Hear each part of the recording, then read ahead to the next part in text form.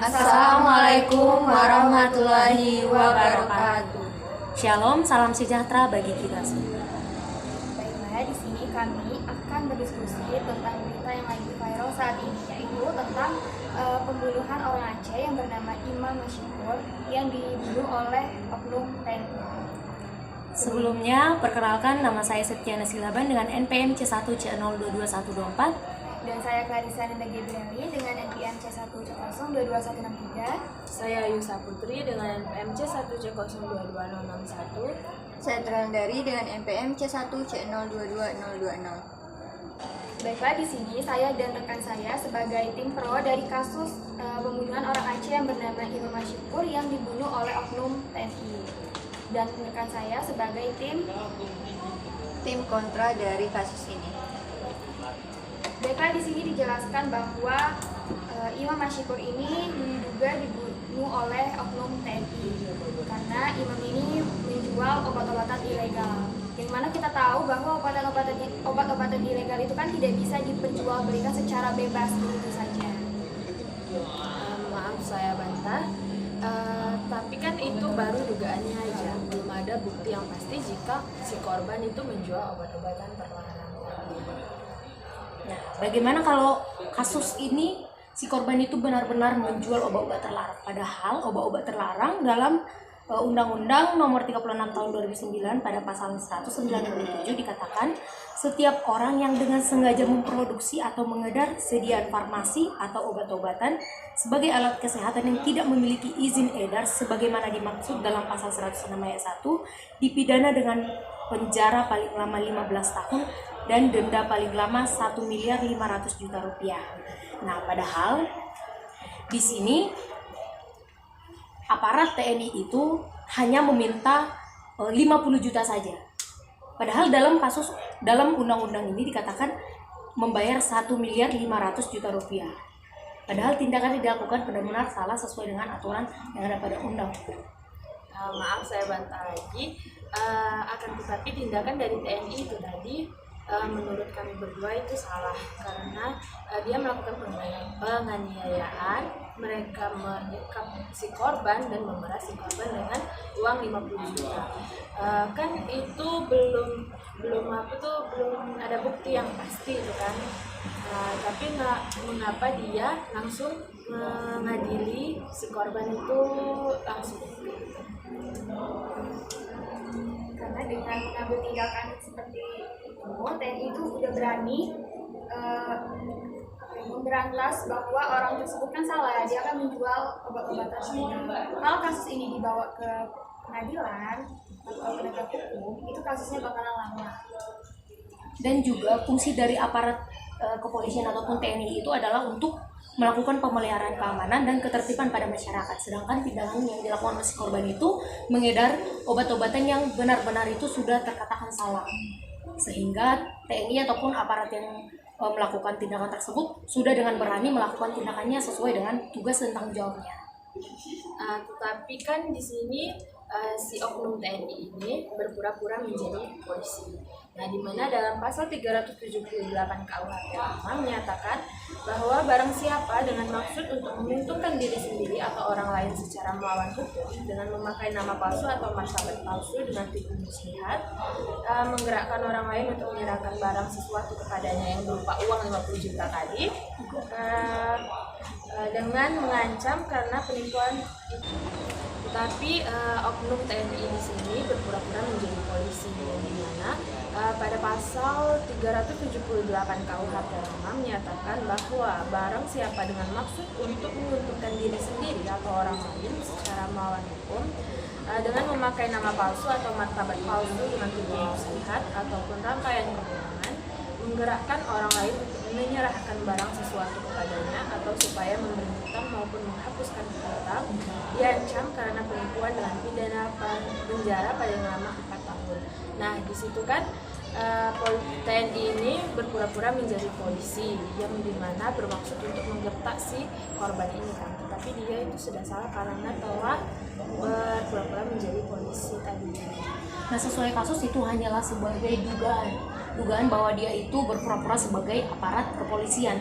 Padahal Jika dikatakan dia pura-pura aparat kepolisian, dia juga berhak karena yang dilakukannya itu mendapati si korban itu sudah melakukan tindakan yang salah, penjual obat-obat terlarang. Dan kemungkinan besar jika aparat kepolisian itu melakukan tindakan ataupun meminta uang 50 juta, itu akan diberikan kepada pihak hukum. Dan kita tidak bisa mengatakan bahwa itu untuk dirinya sendiri. Oke, kalau misalnya duitnya itu diserahkan ke pihak negara, kenapa dia melakukan penyekapan? Kenapa enggak langsung ke pengadilan aja? Biar bisa disanksi secara langsung ke negara, langsung Ya, ke tidak harus palu. dianiaya dulu. Kenapa harus dianiaya dan disekap? Dan itu juga kan dia melakukan pemerasan terhadap ibunya juga. Kenapa harus terjadi? Karena kalau kasus ini langsung dibawa ke hukum, itu kasusnya bisa berjalan lama. Dengan dia mengambil tindakan ini, dia itu memberikan efek jerah terhadap si korban ini, supaya korban ini juga tidak melakukan hal tersebut lagi, walaupun mungkin kecil kemungkinan. Dan kalaupun dibawa ke pihak hukum, akan sangat banyak opini-opini dari orang lain ataupun dari orang tuanya diminta tanggapan bahwa dia tidak benar-benar menjual obat terlarang, padahal faktanya jika kebenarannya adalah dia penjual obat-obat terlarang. Tapi kan baru dugaan. Itu kan baru dugaan, tapi Diduga belum. menjual obat-obatan terlarang. Tapi buktinya nyampe sekarang kan Buktinya belum ada sampai sekarang. Kalau misalnya kasus ini benar adanya dia benar-benar menjual obat-obatan terlarang, bagaimana? kan walaupun iya dia menjual obat-obatan terlarang, korban juga mempunyai perlindungan terhadap dirinya sendiri, di mana di undang-undang ini dijelaskan bahwa memberikan perlindungan pada saksi dan korban dalam semua tahap proses peradilan pidana dalam lingkungan peradilan. Nah, jadi kan kalau misalnya dibawa ke hukum, si korban ini tidak akan meninggal dan tewas. Dia hanya akan dijerat hukuman sesuai dengan undang-undang saja. Nah di sini kan perintah dari aparat TNI itu jika ia memberikan uang 50 juta, ia tidak akan disekap ataupun tidak akan dibunuh. Seandainya ia memberikan uang 50 juta, dia tidak akan tewas. Tapi kan itu sudah melakukan pengancaman juga gitu kan. Nah, itu kan sesuai dari Undang-Undang 197 tadi. Jika ia menjual obat-obat terlarang, 1.500.000.000 rupiah akan diberikan. Padahal si aparat TNI itu hanya meminta 50 juta. Negara Indonesia ini adalah negara hukum. Semua yang ada di Indonesia berlandaskan dengan hukum.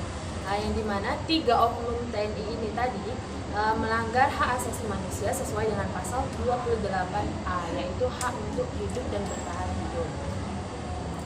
Nah, terus kan itu tadi kita juga tidak bisa untuk melakukan main hakim sendiri gitu kan. Kita kan berlandasan dengan hukum. Negara Indonesia kan negara berlandasan dengan hukum. Jadi tidak bisa melakukan main hakim sendiri gitu. Harus ada Mungkin opini dari kami harus dibawa ke pengadilan. Jangan main hakim hanya 3 sendiri. oknum saja yang mengadili juga.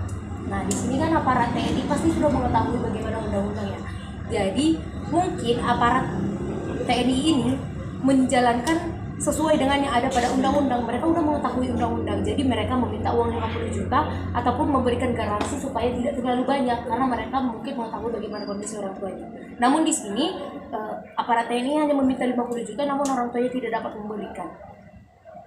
Apakah uang 50 juta itu diberikan ke negara atau diambil sendiri sama 3 oknum yang lain? Bagaimana itu? Nah, nanti untuk uang 50 juta itu akan diberikan ke pihak hukum ataupun ke atasannya supaya diserahkan kasus ini kepada hukum. Namun sebenarnya jika korban ini mengakui tindakannya dan memberikan 50 juta itu secara cepat, maka dia tidak akan terkena kasus ataupun sampai tewas seperti itu. Tapi kan dia itu 50 juta, uang 50 juta itu belum ada Zena. Jadi Baiklah, karena kasus ini hanya masih opini ataupun duga-dugaan, jadi kami tidak bisa menyimpulkan hasil diskusi kami hari ini. Dan hasil diskusi dari saya dan teman-teman saya, kami akhiri.